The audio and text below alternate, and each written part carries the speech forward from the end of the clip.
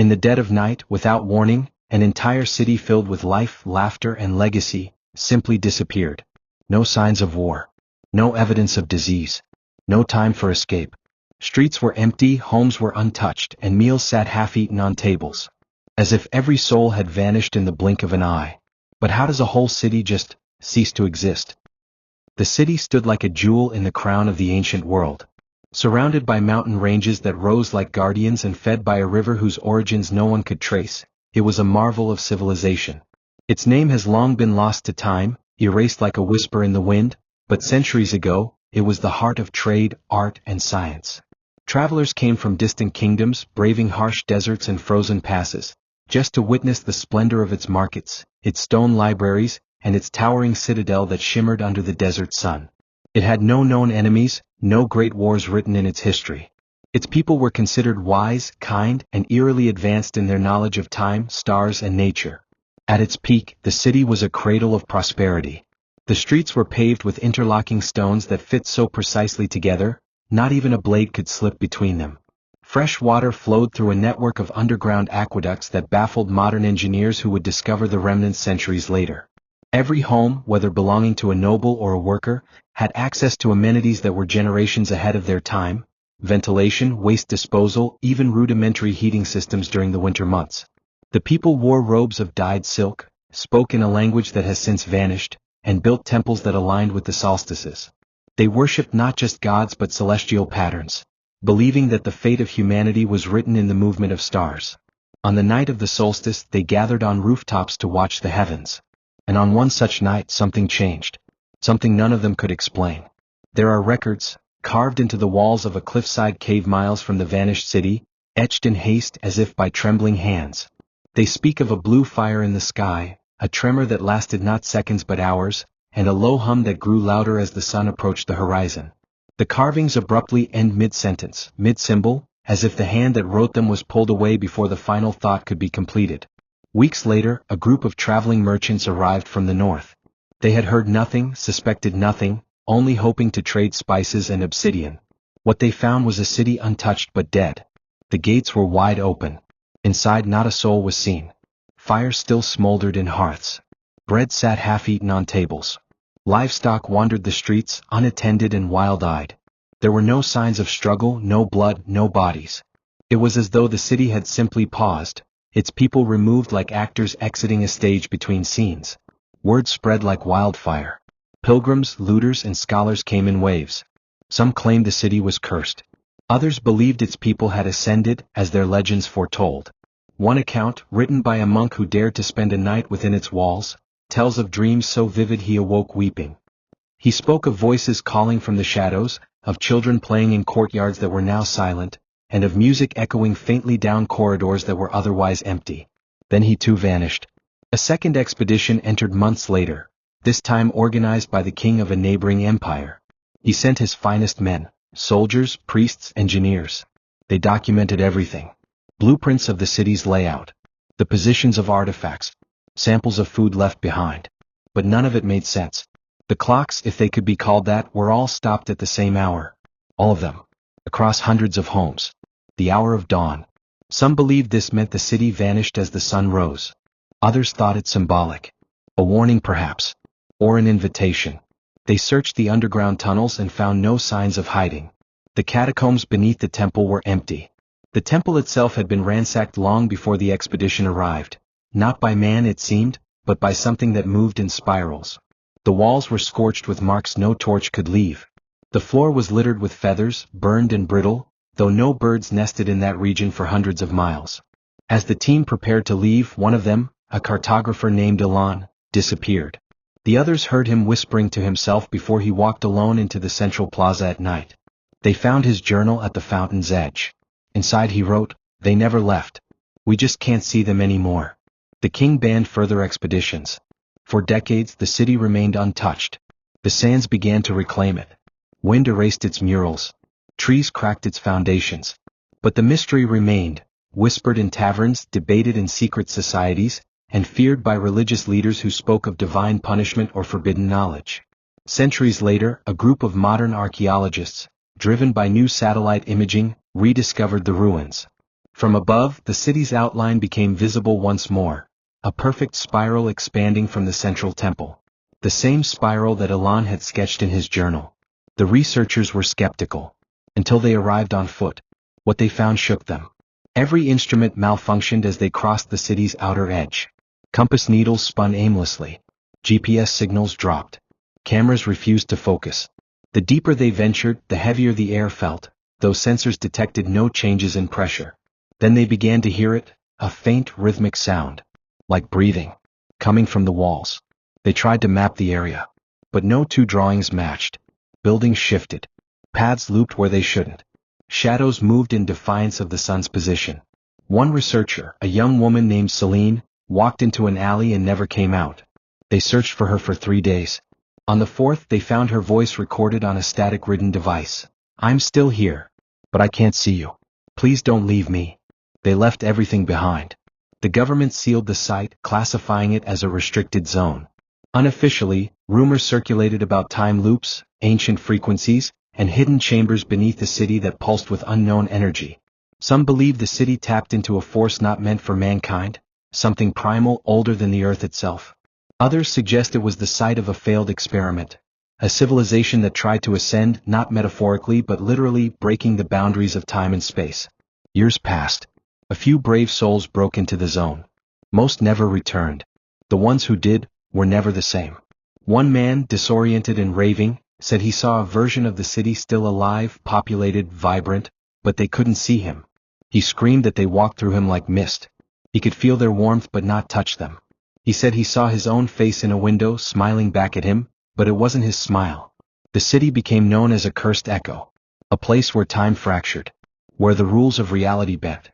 And still no one knows its name. All records of it were lost or intentionally destroyed. A scholar once claimed the city had written its name in the stars. That only those who solved its final riddle could say it aloud. And that speaking it could bring it back, or erase the speaker from existence. Why would a city so advanced, so peaceful, so alive, simply vanish? Theories multiplied. A cosmic event? A quantum experiment gone wrong? A divine intervention? A collective choice to leave this world behind? But the most haunting theory is the simplest. They knew something we don't. They saw what was coming. And they left not because they had to, but because they could. Perhaps they unlocked a path we've yet to understand. Perhaps their disappearance wasn't tragedy, but triumph. Or maybe, just maybe, they're still there. Watching. Waiting. Just outside the edge of what we can see. A whisper behind the curtain. A flicker in the corner of your eye. And when the time is right, they'll return. Not as they were. But as something else. Something we were never meant to find. Long after the city fell silent, long after the winds had buried its name beneath dunes and time, the ruins still stood. They stood like a question no one could answer. But within those silent stone walls, clues lingered, whispers in the dust that only the brave or the foolish dared to interpret. The first to return after the government's quiet evacuation were not scientists or soldiers but wanderers, desperate souls who had nothing left to lose. One of them was a man named Farid, a former history teacher who'd lost his family in a landslide, convinced by grief that the city held something sacred, maybe even a chance to start over. He walked alone into the city one twilight, leaving behind nothing but a leather-bound journal and a map he had drawn from fragments of forbidden texts. No one saw him again. But months later, a shepherd found that same journal just outside the city's perimeter, the cover burned and the pages damp with something that wasn't water. The ink hadn't run. The words were scorched into the paper. The last entry was brief. I heard them singing. They're not gone. They're below. This was not the first time such a phrase had surfaced. Years earlier, a linguist had decoded markings inside a forgotten chamber beneath the western wall. The symbols were alien but oddly familiar, like forgotten letters of a once common script. She translated a single line before the wall behind her cracked open and swallowed the chamber whole. The translation? When silence falls, the old song begins again. No one ever found her body. Then there was the matter of the statues. Scattered across the city were humanoid figures, some life-sized, others towering above rooftops. At first glance, they appeared to be simple religious relics worn smooth by time. But under infrared scanning, hidden etchings revealed themselves. Mathematical patterns and spiral sequences not seen in any other known civilization. What disturbed the archaeologists wasn't just the precision. It was the fact that the spirals led inward, always inward, toward a single point at the center of each statue's chest. Further study suggested these points aligned with the magnetic poles, not the current ones but those from thousands of years ago. The city had been built not just with beauty or practicality in mind, but with cosmic alignment. Every street, every tower, every monument pointed toward something out there. But why? As more teams tried to investigate, they discovered other, more subtle clues, shards of pottery with unknown alloys fused into their surfaces, as if exposed to intense heat. Walls that resonated with specific tones when struck, producing frequencies humans could barely hear but animals responded to with panic. And then there were the murals. In a temple hall still partially standing, a mural stretched across 30 feet of stone. It depicted a familiar sun and moon, but the sky above them was filled with shapes that resembled neither stars nor clouds. Some said they were ships. Others said they were eyes. The people in the mural stood with arms raised, not in worship but surrender. At the far end of the mural, the city itself was shown being lifted, pulled upwards, not by fire, not by destruction but by something invisible. As though reality itself was unraveling. Below the mural, carved deep into the stone, were more words. This time unmistakably clear: we are not the first. We are not the last. The further researchers dug, the more disturbing the city became. In the southern quarter, a series of underground rooms were found sealed behind a wall of quartz and clay, a strange mixture that absorbed sound completely. Within them were objects no one could explain. Discs made of a glass-like substance that resisted all attempts at chemical breakdown.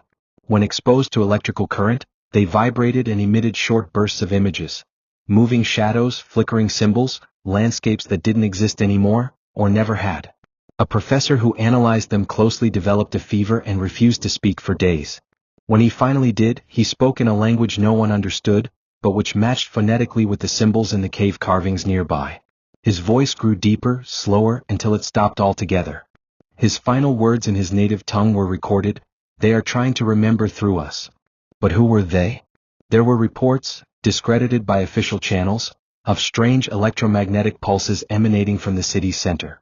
Satellites passing over the region often encountered glitches, lost visual feed, or captured images distorted by spirals of static. One such image, released anonymously, showed a ghostly outline over the ruins, a faint glow in the shape of the original city, flickering like an echo layered above the ruins. It looked occupied. Some said it was an energy imprint, a lingering memory of the city's last moment. Others believed it to be something worse, a bleeding of timelines or dimensions colliding where the veil between realities had worn thin. Then came the recordings. A group of filmmakers, armed with drones and night vision gear, sneaked past the perimeter and tried to document the city at night. What they captured was unsettling. Noises, distant, rhythmic like a chant. Lights, brief flashes of violet or green moving across the skyline, though no source could be seen. And at exactly 3:17 a.m., all 3 drones crashed simultaneously. Not due to battery failure, but as if pushed downward by an unseen force. The team's microphones caught a final sound, a low whisper too distorted to understand, but consistent in all 3 recordings. It repeated once every 7 seconds for 12 minutes.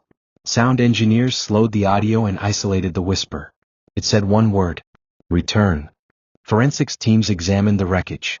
The drone cameras had recorded not just images but sensor data. What they found was chilling. During the final seconds before the crash, the temperature dropped by 20 degrees, barometric pressure plummeted, and the magnetic field of the area inverted completely. A glitch in nature? Or a controlled event? Some believed the city was trying to defend itself, or perhaps communicate. And then there was the garden. Hidden beneath layers of sand in the northern edge of the city was a courtyard, untouched by wind or time. Inside it, stone benches, fountains still intact, and trees, petrified but standing, whose leaves shimmered slightly under moonlight. In the center stood a massive sundial, but instead of numbers, it bore constellations, none matching the current night sky. As astronomers analyzed the pattern, they realized the arrangement of stars would match our sky, but only thousands of years in the future. Why would a sundial be set to measure a sky that hadn't arrived yet? Some claimed the garden was a calendar. Others said it was a warning. But the most disturbing clue of all came from the children's quarters. Beneath a small schoolhouse carved into the cliffside, investigators found chalk drawings on the walls, uncannily preserved. Dozens of them. They showed people floating. People with no faces. Tall figures surrounded by symbols, their arms raised toward something above. One drawing showed a group of children standing inside a circle, while adults looked on, crying. But in every drawing, there was one symbol that repeated, a triangle with a circle inside and a line through the middle. No one could identify it, yet it appeared not only in the city, but in cave drawings thousands of miles away, carved by tribes who had no knowledge of this place. As news of this symbol spread, researchers across the globe came forward with their own stories. Similar symbols had been found in ancient texts, in Mayan ruins, in Tibetan scrolls, even scrawled into the walls of Cold War-era bunkers, as if whoever built them knew something they weren't allowed to say. Theories spiraled. Secret cults? Ancient visitors? A mass psychogenic event stretching across centuries? But none of the theories could explain the final clue. Beneath the city, in a hidden chamber mapped only through ground-penetrating radar, was a sealed vault. It had no doors, only walls. But it was there, detected by seismic echoes. The readings showed something inside. Something moving ever so slightly. A pulse. Like a heartbeat. No one has opened it. Some say they shouldn't. Others say it's too late.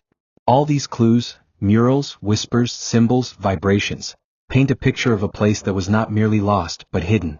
A place that exists in layers, some of which we are not meant to see or understand. Perhaps the city didn't disappear. Perhaps it shifted. Maybe it walked sideways into a version of the world where time folds differently. Where sound carries messages and stone remembers footsteps. And the clues it left behind aren't just evidence. They're invitations. And warnings. Because the city didn't vanish without a trace. It left just enough behind for us to find it again. There is a moment in every investigation when logic begins to fail, when the trail of clues no longer leads to answers, but to silence. That's what this city became. A monument to the limits of human understanding. But as explorers, scientists, and seekers from around the world gathered the fragments left behind, symbols, voices, impossible physics, they didn't stop. They speculated. They theorized. They imagined. And sometimes, in the pursuit of truth, they uncovered things that were never meant to be known. The first theory was the most rational. Catastrophe. A natural disaster so sudden, so precise, that it erased life but left infrastructure untouched. Some spoke of a supervolcanic eruption underground, one that vented gas instead of fire. Carbon monoxide or hydrogen sulfide, seeping from fissures, silent and invisible, could have smothered the population in their sleep. But if that were true, where were the bodies? Where were the signs of decay, of mass panic? No skeletons. No graves. Only empty beds, unfinished meals, and that haunting feeling of interruption. A breath held in place. The world mid-sentence. Others proposed a solar event, an intense burst of gamma radiation from a solar flare, perhaps, that struck the earth like a hammer. The ancient people, so in tune with celestial movements, may have seen it coming and tried to prepare. But again the evidence didn't align. Structures remained undamaged. Organic matter, wood, fabric, even petals from ancient flowers, were found intact. And the electronics of modern-day explorers were disrupted in ways no solar flare could explain. When science offered no answers, the discussion turned. Whispers grew louder. Theories darker. The second theory grew out of those murals, the ones depicting figures without faces hovering above the ground. These images bore uncanny resemblance to what many would call extraterrestrials. Not the green caricatures of pop culture, but ancient beings, tall, thin, luminous, often linked to legends of the Watchers, or sky gods, told by civilizations oceans apart. Could it be, some asked, that the city was chosen? That its people had made contact with something beyond our planet? Proponents of the ancient visitor theory point to the spiral design of the city, which matches radio wave dispersion patterns in ancient star charts. They highlight the impossible precision of the architecture, the alignment with constellations, and the materials that resist decay.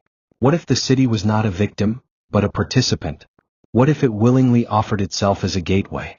There's an old Sumerian legend, long buried and seldom translated, that speaks of a city of light swallowed by the sky after the people completed the message. No one knows what that message was. But in recent decades, a group of rogue historians, operating under the radar of academic institutions, began collecting forbidden texts, inscriptions from caves, tablets, even crop circle patterns, overlaying them on a massive global map. They found something terrifying. The vanished city was at the center. The patterns all pointed there.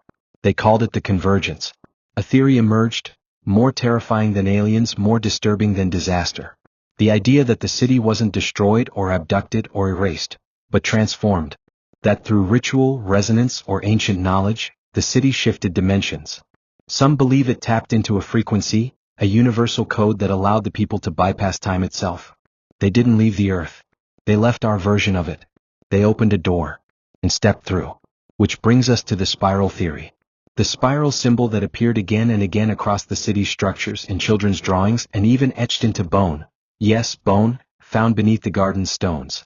Spirals are ancient, found in nature. Galaxies, DNA, tornadoes, water draining.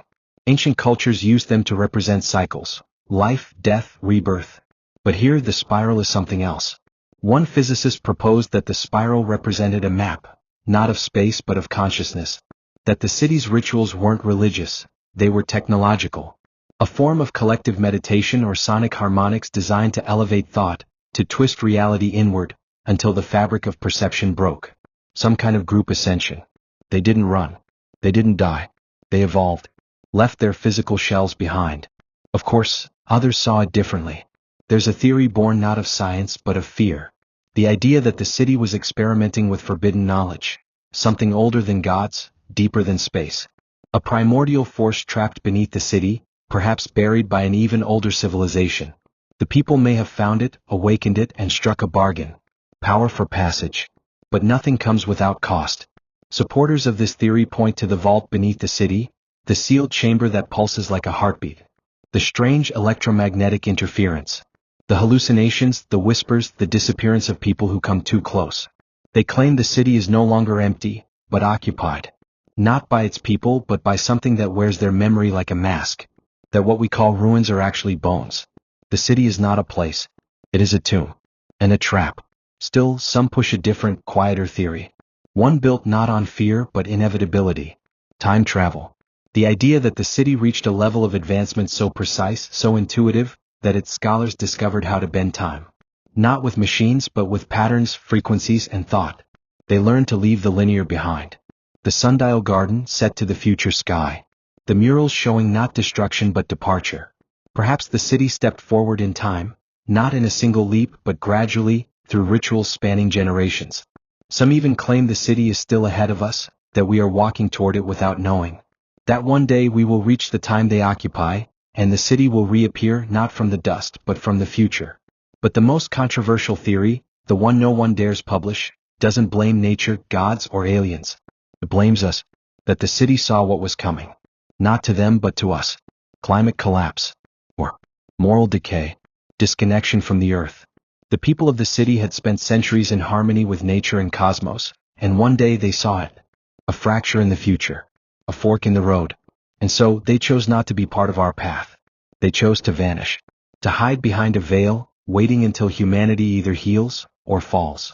This theory paints the city not as a victim or a miracle, but as a mirror. A reflection of what we could have been. Or still could become. If we listen. If we understand the clues they left behind. But perhaps the most disturbing element of all is this. We are not the only ones searching. Across the world, other places like this city have begun to stir. In the jungles of South America, in the ice of Antarctica, beneath the sands of the Middle East, unexplained structures, odd symbols, strange frequencies. All pointing inward. All aligning in time. It's as if whatever happened here was just the first. There are rumors of a global pattern. Of silent coordination. That these ancient sites are not just isolated events, but nodes in a massive ancient network. A system that once functioned as a single entity. And something is waking it up. Governments deny it. Institutions suppress it. But the signs are growing louder. And yet, maybe the most terrifying theory is that there is no theory. That what happened in the city is beyond explanation. That humans are not equipped to understand it. That our words, vanished, disappeared, ascended, are nothing but placeholders for a truth that does not fit in language.